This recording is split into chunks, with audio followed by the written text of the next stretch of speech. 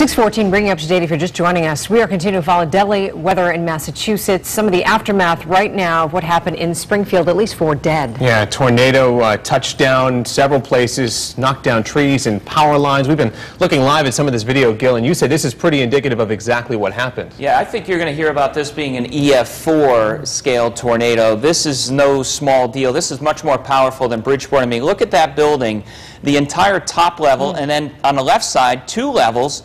Completely gone. We heard from Kent earlier looking at a window on the ground with no sign of any nearby missing windows.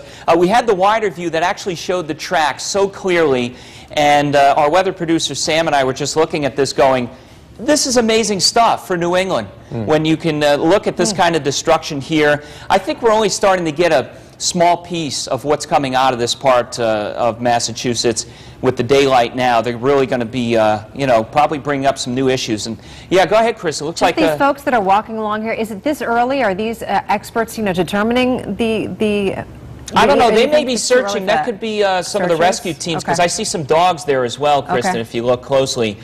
They will definitely bring out the National Weather Service officials.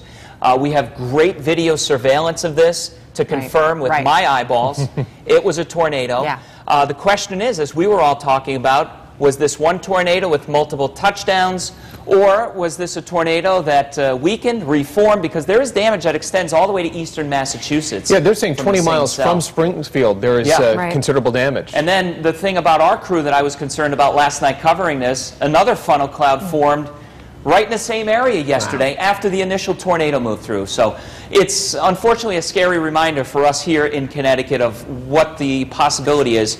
When you hear of a tornado watch, that means it can happen, but a warning means it is happening or just about to. Another reported picture here. We'll move along and talk about our weather in a moment, but look at this, and this is another indication as to where you don't want to be when a tornado comes through in a vehicle. Look at that vehicle flipped over. This is from DJ, who was getting this from his uncle's garage up there in the Springfield area. No advisory, so that is good to tell you this morning. All of that severe weather long gone. Quick recap of the radar, though, shows how this was the hot zone right up here around the Springfield area, where storm after, there goes one, there is another one, and this was the last bunch that moved through. So very tough, and I was nervous because that was so close to our viewers, all of you in northern Connecticut, like Stafford, Hazardville, right across through the Granbys. And we do have some pictures to show from Connecticut, believe it or not. Look at this here from Renee. This was in Waterford of some hail. We were tracking those hail-making